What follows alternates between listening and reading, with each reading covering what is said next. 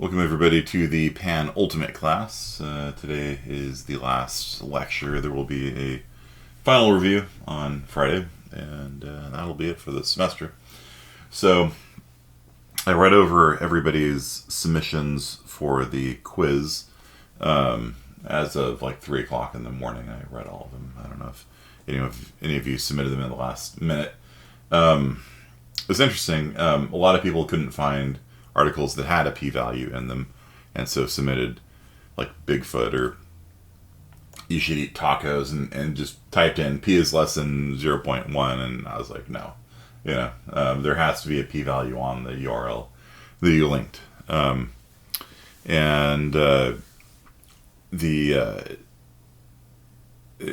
That's what sort of separates out like a I'm not quite as stickler as all that. Sometimes, like if I'm reading like a science article for filthy casuals, if it just says the findings were highly significant, then I know what they mean. Like that means the p-value is less than 0.05. But people are having questions about it. So what is the p-value? The p-value is, again, whenever you do something that's a random process that uses a normal curve, a bell curve, there's a possibility you just get results that are different, right? They're almost always going to be different. If you measure people's heights or blood pressures or amount of body hair or whatever, they're going to vary, and they're going to go like this. There's going to be random noise, and so the numbers aren't going to be the same. They're not going to line up.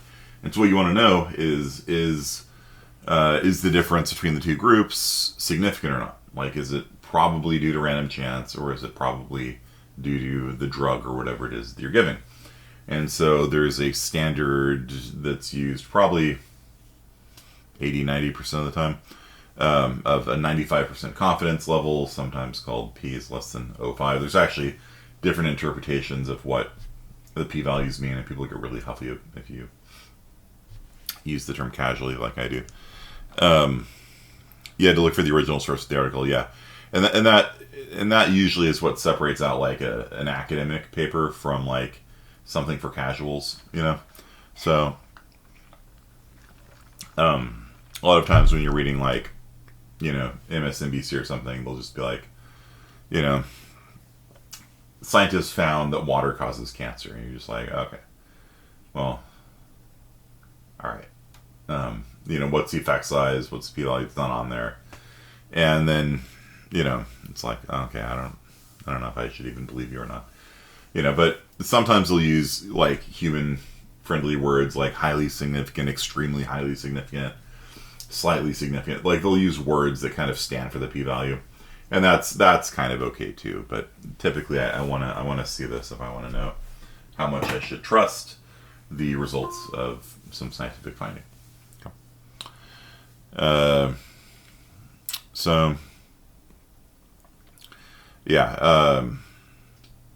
So a lot of people in this class just kind of made up a p-value, which you can't do.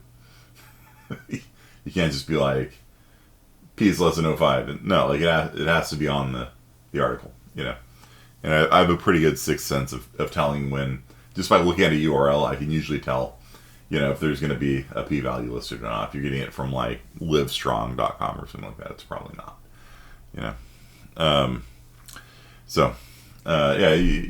You could resubmit it, of course, before the deadline, which is 10 minutes ago. All right, so good to know, right? 30 seconds left. Yeah. So this brings us to the question of fraud. Yay. So use this class for good and not for evil. So use this to detect fraud, not to do fraud. Where's my book? So there's a book here called How to Lie with Statistics, which is a classic. I think it's not even in copyright anymore. And it has all sorts of tricks that marketers and politicians and things use. Like, depending on how you pick the axis, right? You can either make something look dramatic, or you can make it look insignificant, dramatic. It's the exact same data, just with the axes stretched out more. By picking the yeah, again, the axes, by picking the axes, you can make things look dramatic or flat. If you, like here's some money, and so they're showing how much my bank has in reserve versus the competitor's bank has in reserves. And you'll notice that, their bank has about half the money that ours does. But this bag here is much smaller. And the reason for that is because they not only doubled the height, they doubled the width of the illustration as well. And so it makes it look like our bank has significantly more money than the competitor's bank because they double both axes as well. So there's a U.S. steel capacity. Yeah, so there's a lot of evil tricks like that. The book is called How to Lie with Statistics. I read it all in one sitting without purchasing it, ironically enough, in my university bookstore. Because I thought the topic was hilarious, and I was poor, so I just stood there in the library and just read the entire thing. It's a real short read. It's not a big book. And the PDF is available for free online. It's like I said, it's not even in copyright. So there's a lot of good tricks in there if you want to become a evil marketing person, or if you want to learn to detect fraud or misrepresentations as well. I think I've got an example in here somewhere. Here we go. So, thank you for loading. Windows, open with.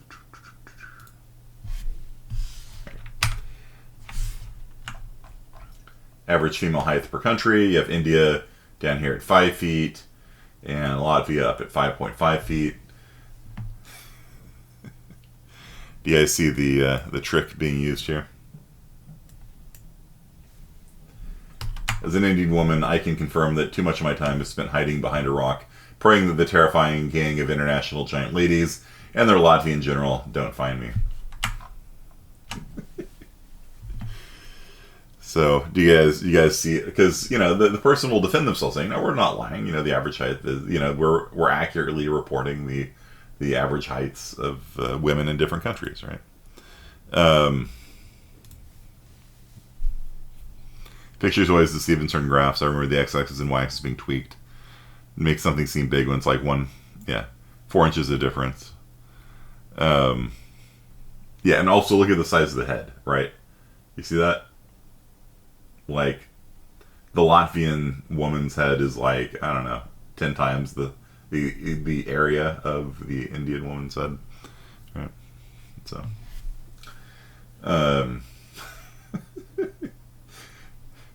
look at it, like, it's like, this person's like an inch tall, and, so, yeah, not to scale, yeah. So p-fishing is a technique that unscrupulous scientists use, where you keep running experiments and things, and you tweak your data, you throw out data that is inconvenient to you to get yourself below that magic 0.05 standard. Okay, so if the p-values were accurate, then about 5% of the papers wouldn't be reproduced. Instead, it's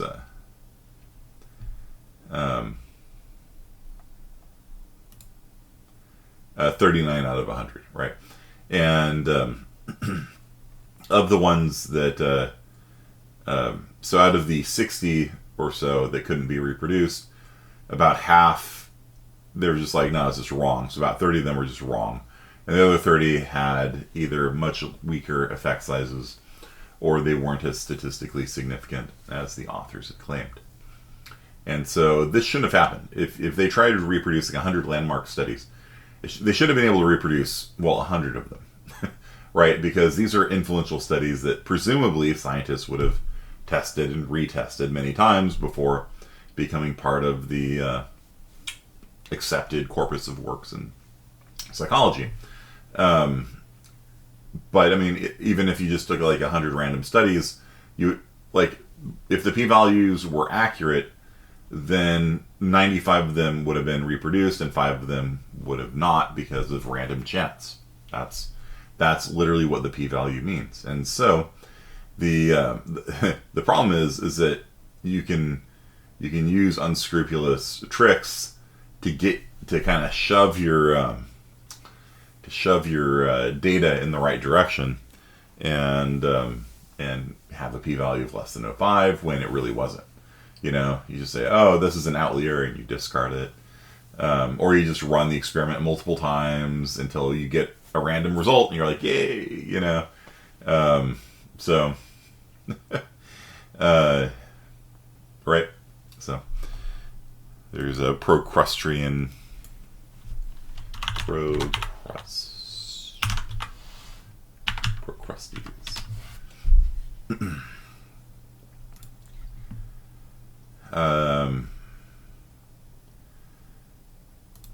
So Procrustes had a bed that always fit people.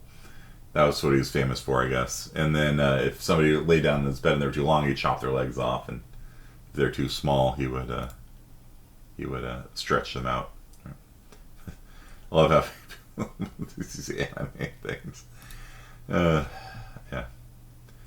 So yeah, Taleb, I've read The Black Swan. He writes a lot about these kinds of things. So yeah, so unfortunately, because of this this publish or perish mentality, there's this real pressure on academics to find something interesting, and should do this to grow taller. People do it. Yeah, they'll break their bones and stretch them out and things like that. Yeah, that's brutal. Yeah, did you see one of those was a heavy metal cover, right? The bed of Procrustes, and it's all bloody and stuff. When is there not pressure on academics? I don't have any pressure on me right now. I'm tenured. What's up, player?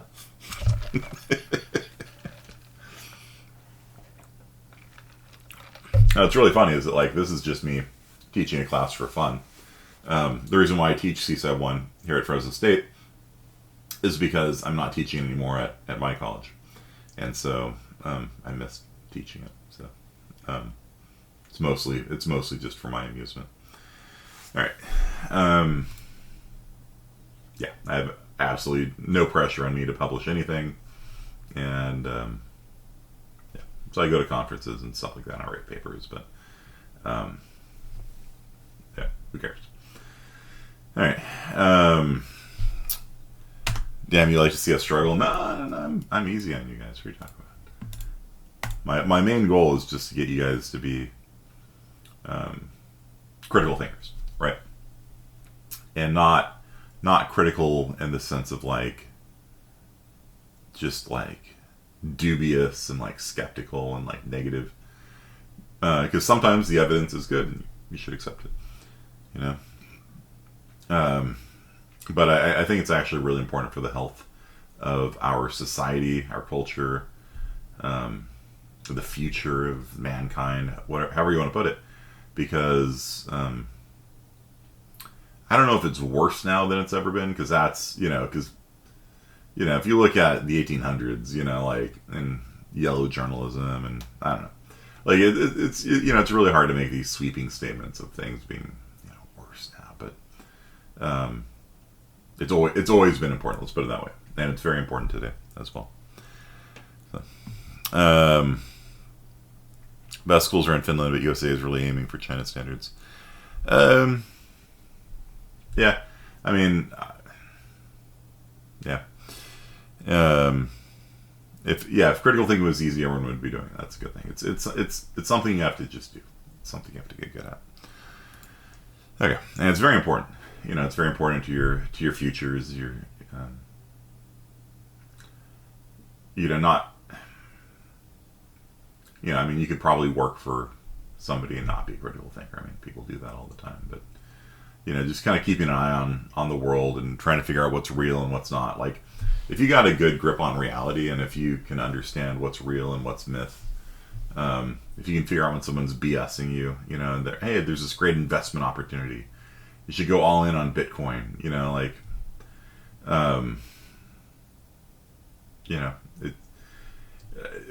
in general, I feel like people that can sort of see how the world is do better.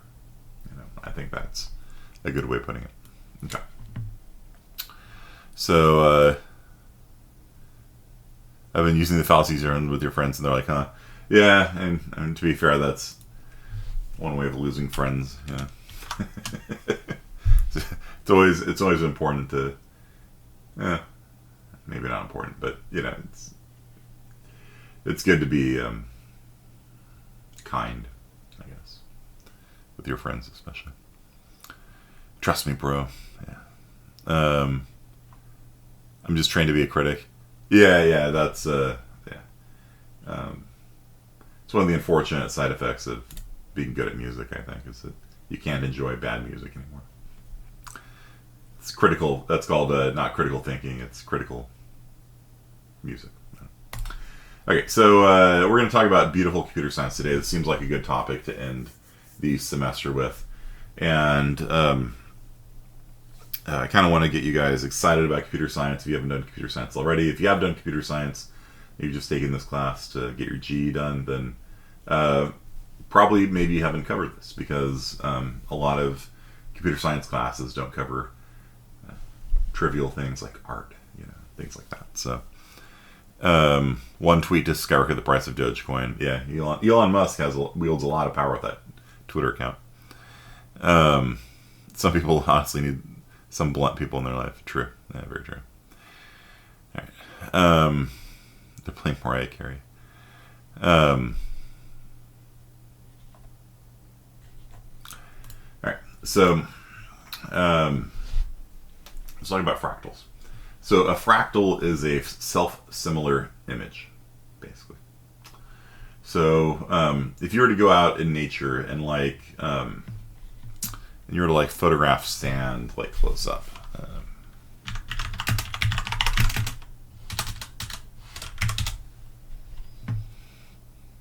right? There's some sand, right? They look a lot like rocks and things like that, And this could be somebody's collection of rocks and fossils and things like that. This is at 250 times magnification, though, right? And then if you were to look at rocks,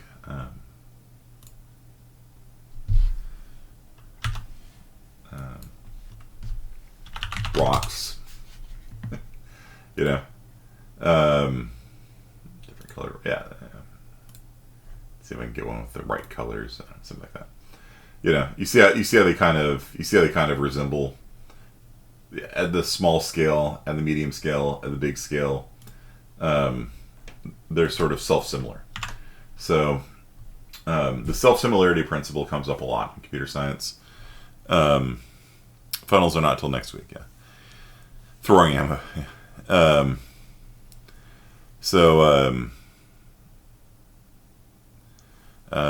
So don't worry too much about the final in this class. It's not supposed to be hard. So, okay, but yeah. Anyway, so fractals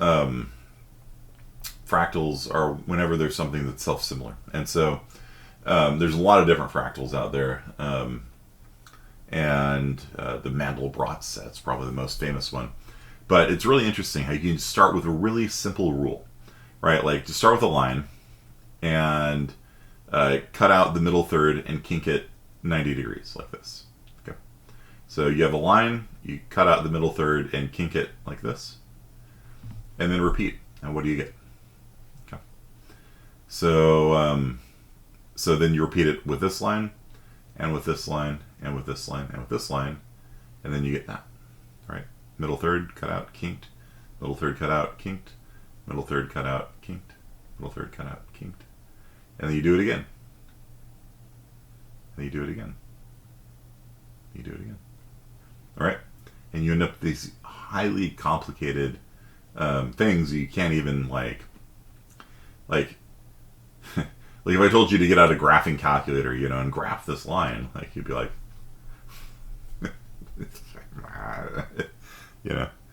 it's so satisfying, right? Yeah, it really is. And this is just kind of what I'm getting at here, which is that you can start with really simple ideas like cut out the middle third and kink it. That's it, and apply it recursively, apply it to itself over and over again.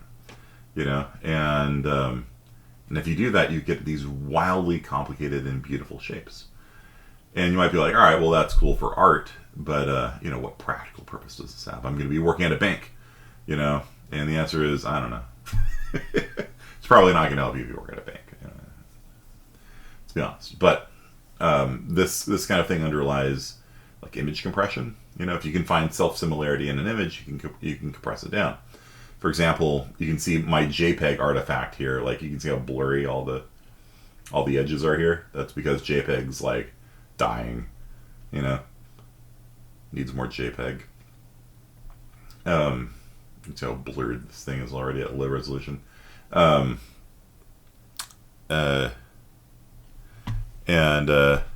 Lindsey Sterling.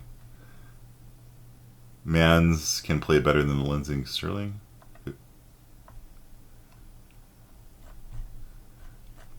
But can he dance while playing the violin better than Lindsey Sterling? That's the real question. Okay. As if she's actually playing the violin, which I don't think she is. I don't know. Like in her music videos, when she's doing those backflips and crap like that. I don't think she's actually playing. All right. So, and so you can end up with really beautiful, interesting things. And so what's the takeaway from this? Well, chaos and complexity can actually come from very simple things. Okay, and maybe that is something that would be useful for you if you go into finance, right? So if you think about how complicated the world's finance systems are, there's people writing software right now to buy and sell stocks, right? And something as simple as a tweet from Elon Musk is enough to take, their world, which they probably assume is something like this, like if you look at how they, like Nicholas Taleb, the guy the guy I mentioned earlier who wrote The Black Swan, he goes into this, which is like they highly I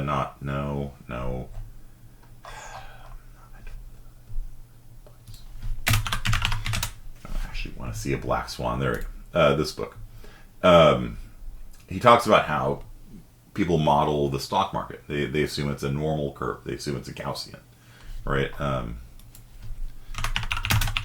Right. You guys know what a bell curve is. It's these kinds of things, and so they do their stock market predictions based on the bell curve, and that led to the collapse of, all sorts of financial institutions because stock prices are not actually normally distributed. The way that the normal curve works is that things that are away from the mean are extremely improbable. Like if your stock is at 100, just because of this graph I have up here, and it's got a standard deviation of 15, then the odds that the stock will be at 180 tomorrow is like 1 out of the heat death of the universe. But stocks will go up from 100 to 180 occasionally.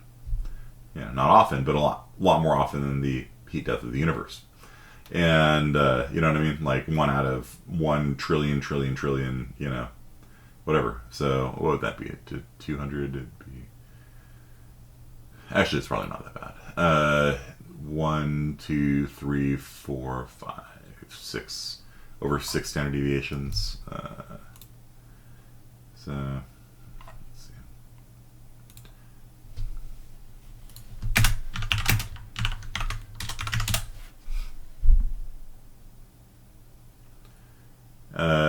Three times per million, I guess, maybe. Okay.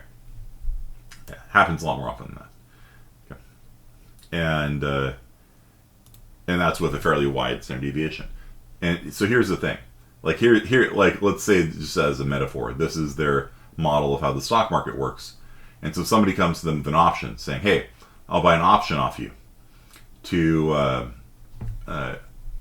purchase Tesla. Let's say, or Tesla's like at thousands or something. Let's say that there's stocks in Beanie Babies or whatever. This is a whatever. Stock of Beanie Babies at 100, right? And it's been sort of fluctuating around 100 for a year or so. And I come to you and I say, I would like to purchase an option to buy Beanie Baby stock off you at 200. How much would you sell that to me for? And you're like, I'd sell that to you for like 2 cents, dude. A small thing can erupt into chaos, like the chat. Yes, exactly. And so this is what Nicholas Taleb did over and over again. And so his investment strategy was to buy these really long shot options, right? Like that are just 5-6 sigmas off of the mean, and people would they would sell it to him too cheaply because their statistical models said it would almost never happen that the stock of Beanie Babies would go over 200, and if they went over 200, then he cashes in his option and purchases at 200, and then if they're up at 300, you have to buy them at 300 and sell it to him at 200, and that's how he makes his money. His investment strategy is to lose money like this, and then every so often when there's a big shift in the stock market, he makes billions of dollars. So, let's say this is their model of the stock market, and then Elon Musk tweets something.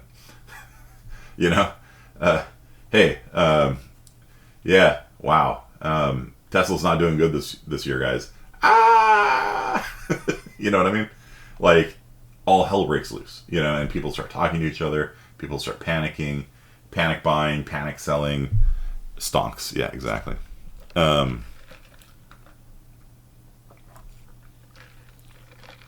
Wait, why are the snowflakes relevant? Do I own stocks, Kearney? No, I don't. Probably should, but I mean, I have like mutual funds and things like that, which are I don't consider my ability to purchase winner stocks to be any good. I've tried it before in the past, like in elementary school. We had a stock competition, and kids from all over San Diego would purchase stocks, on paper. You'd send it into the newspaper. 6 months later, they would publish the winners, who are the people that had the highest jump in their value. And I realized I had absolutely no idea what I was doing, and I'm not even convinced I know now. And the studies have shown that even people whose job it is to pick stocks don't know how to do it either. So Warren Buffett once bet a person who was a famous stock trader that he would just bet on the Standard & Poor 500. He's like, I'll bet you $1 million that it will do better than any set of stocks you pick. So the guy picked a set of stocks. A year goes by, Standard & Poor went up 30%, his went up 10%. Paid $1 million for Warren Buffett, something like that. I don't remember the exact amount. So things like index funds and things like that, are reasonable to invest in. But I don't, if you've got like inside knowledge or something like that, which is illegal maybe, that's one thing. But like, what coffee do I got? It's always every day. It's Cup of Joy. One of my students works at Yellow Mug Coffee, and their DoorDash has been broken for like a year now. So I keep telling them, like, I can't order coffee off your website. When I click on the size, it says you have to maximum 0. Right? There's 3 options: small, medium, large. It's required that you pick one, but it's set as a maximum of 0 choices, and so I literally can't purchase coffee from them. So it's always Cup of Joy.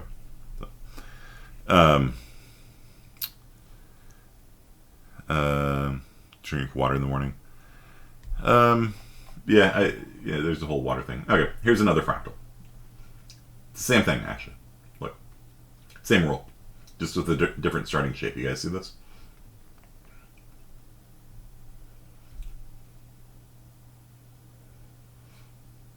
Kind of cool, right? Something very simple. From order comes chaos, right?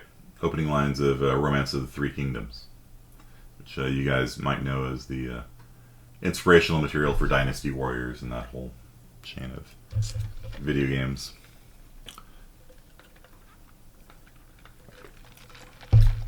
a very simple starting place and a very simple rule, you end up getting chaos. Okay? End up getting complexity. Here's zooming in on a snowflake.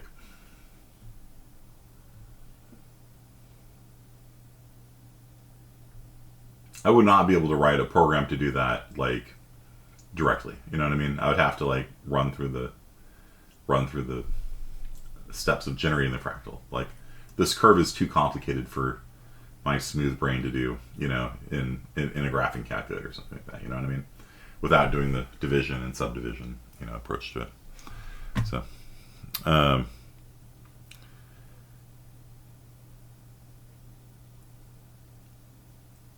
teacher, it's one question. Yeah, I've done that before. But I think maybe it was like, how many questions do you guys want on the final? And students like, one question. I'm like, all right, you asked for it. And the entire final was a single question that was like this big, that was matching. And so you have to match the term and the definition. And like you click on the thing and Canvas lags for a second because it has to load like this many things. And given how many people that use this class on tablets, which I really don't recommend, like I don't think you should be taking a final on a tablet. That just seems like a bad idea. Like I don't even know how you do that. Like you're sitting there pinch zooming and scrolling around, you know. But why are the flakes relevant? From simplicity comes chaos. In computer science terms, these are used for image compression, right? Recursion, having a program call itself. Same idea is an important concept in computer science. How many people here are computer science majors that have done recursion before?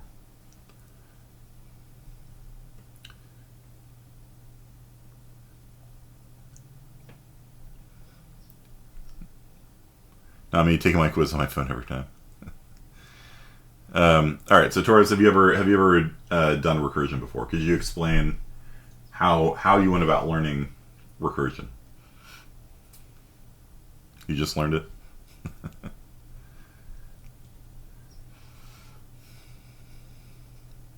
Flex illustrator is explaining. Yeah. So recursion is in computer science when a function calls itself, right? But that seems like hard to wrap your brain around, right? So this here is a graphical illustration of recursion, right? So you have a program. All it does is take a line, subdivide itself, kink it, and then you apply it to itself. So Torres is still typing. Yeah, and so recursion is a really big concept in computer science, and it works whenever a problem is self-similar, whenever it exhibits the self-similarity principle, like pebbles and rocks and mountains. You know, it's a visual metaphor for this. You don't even know anymore now.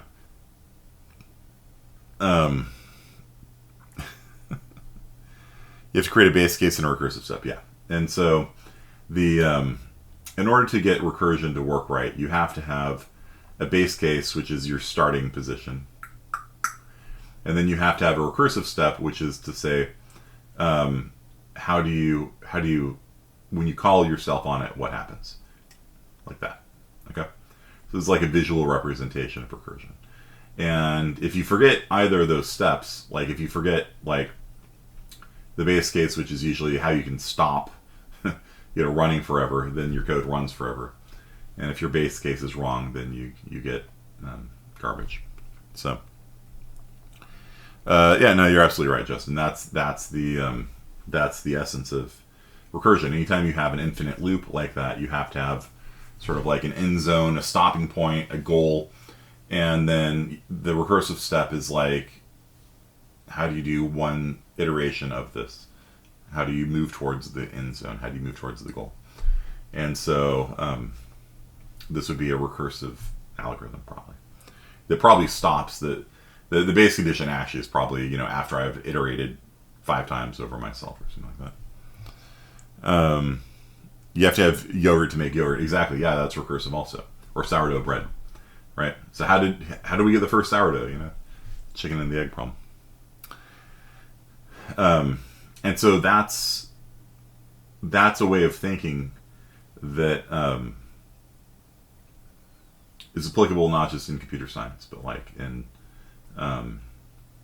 if you're doing math, if you have a function that calls itself, for example, f of x is equal to f of x,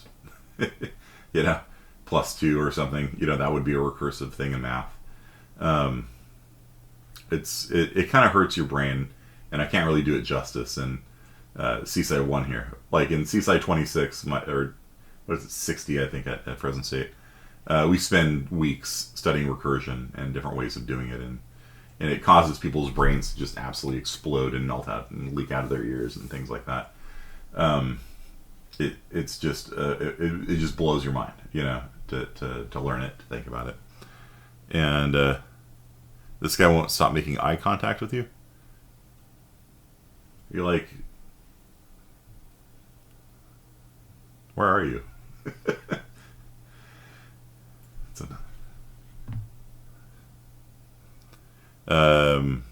Good to know what I would expect in the other computer science classes I need to take. Yeah.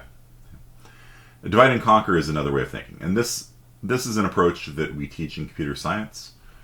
But this way of approaching things is really useful if you do engineering or science. The notion is, what you do is you take a big complicated problem, you break it down into small solvable bits. So scientists do this all the time, engineers do it all the time. In computer science, it's the only way of solving a lot of problems. And so computer scientists, in my opinion, I think computer science in general should be taught to every STEM major, honestly. Just not just because programming is everywhere these days. Every field uses programming these days. My wife's a pharmacist, right? And so she always tells me, like, I can't do these things that you do. They're too hard.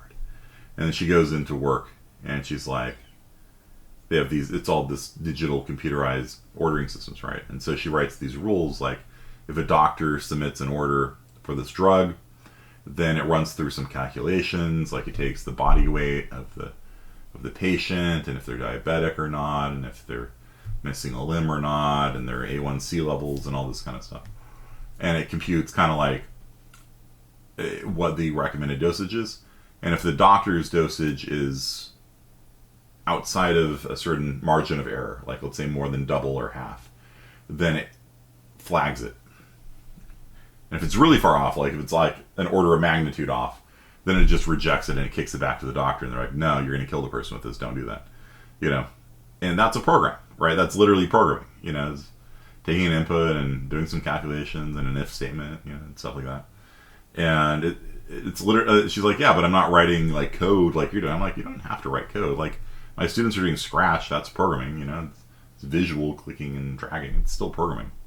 But I think the computer science should be taught to everybody, not just because programming is everywhere, but because the mental habits you get into when you do computer science are applicable in a lot of different fields. And divide and conquer is one of them. Another one, which I don't have time to talk about, unfortunately, is thinking about what could go wrong. What would happen, if we passed Obamacare and we give free healthcare to people under $30,000 a year, and we can pay full price at $30,001.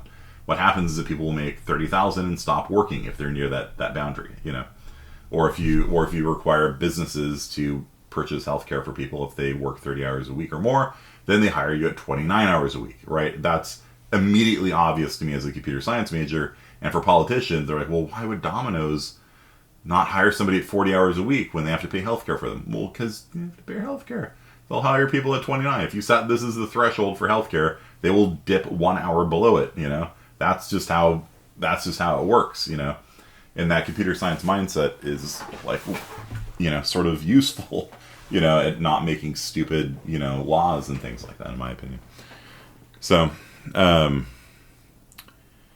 divide and conquer is you split a problem into smaller pieces. Like if you need to navigate from San Diego to New York, then that problem can be broken down, self-similarity principle, in fact, to what's the fastest route from San Diego to Phoenix? What's the fastest route from San Diego to Vegas?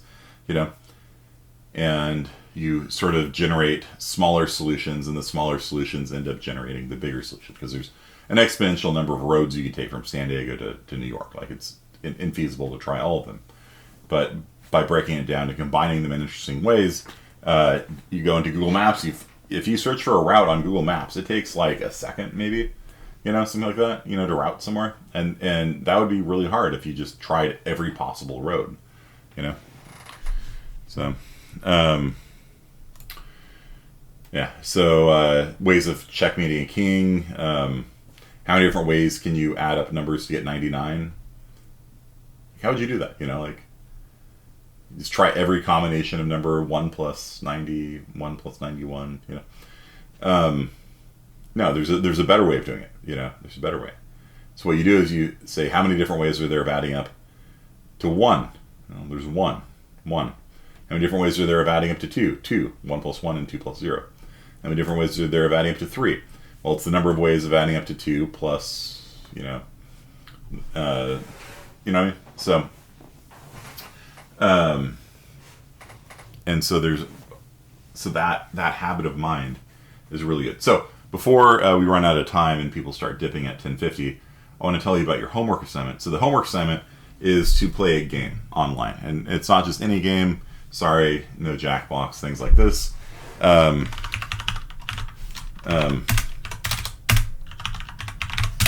It's to play a game. This is actually one of the more interesting solutions that come out of computer science, which is the coloring problem. And the notion is, if you have a some coloring book, right? How many colors do you need such that no two regions will have the same color as the other one? Right? And this was actually the first theorem that was actually proved using a computer. They actually had a supercomputer generate every possible combination, and then fill in the coloring for the map, and they went through every combination there. Yep, okay, it's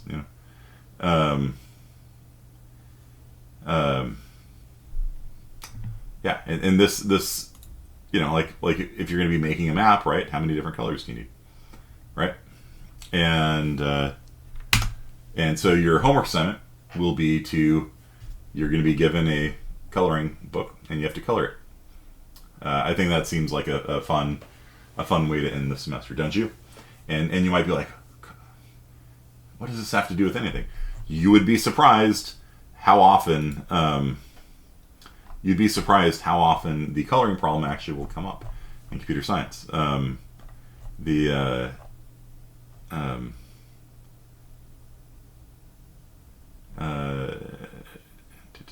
Yeah, I mean, you don't use them actually in making maps necessarily, because like Alaska has different regions and things like that. But in studying like various things like how do you divide people into teams and things like that, computational graphics, which is something I do, coloring algorithms come up and things like that. But yeah, so your assignment is going to be just given a little coloring book. You just have to color it in so that no two regions next to each other have the same color. Okay. Same color can't touch. Yeah, that's the rule, right? So you see how you have red here and yellow here and green here. So the red zone is touching a green, a yellow, a blue, another blue. That's fine. Red can touch two blues. But the reason why you can't have the same coloring is because then it would appear as one region, right? And these regions need to be distinct, right? So this red region here is touching 3 different blue regions. That's fine. It's touching 2 different yellow regions. That's fine. But it's not touching any red regions. You guys see that? So that'll be your final homework assignment in this class. What did you do in college today? I did coloring books. When are your consultation hours? Tomorrow, not tomorrow, Friday, 10 a.m. We'll do a final review, and it'll run through, I don't know, 12, 1 o'clock, something like that. 10 to 1, I think I said. So if you have any questions about the final, I will be here on Discord. And and we'll go through the final then. Okay. Human evasion as well as tax evasion, colored and hallucinate snowflakes. All right, see you, Tom. Are we going to print this or is it digital? There's you'll see it's online. In fact, I think I probably still have it from last semester. Let's see it. Coloring your ultimate assignment, just coloring things. There you go. Let's see if this website still works. There you go. So there's an app, or not an app, a web app. That, come on, don't break. No, I need it. Skip this ad. Why are you giving me ads? Favorite part of class has been the high butterfly. I see it anyway.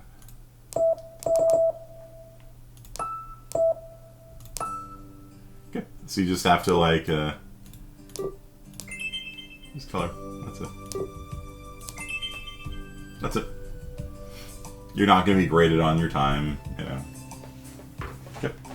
When you're done, just screenshot it and attach it on Canvas. Got very peaceful music. I don't know if you can hear it. Yeah, just here, let me.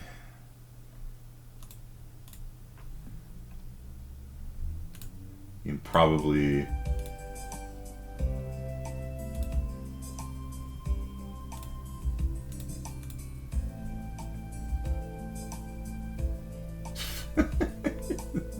they have a premium currency. Yeah. See, that would be bad, right? Because now you've got three.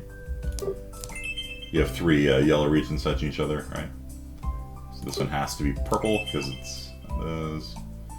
Right. So it's like just like a little coloring game. Okay.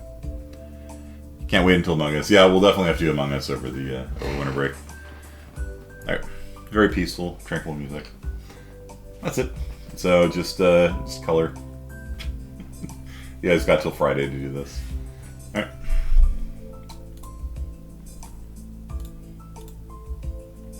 When you're done, screenshot, attach on Canvas. That's it. All right. See you guys. Peace out.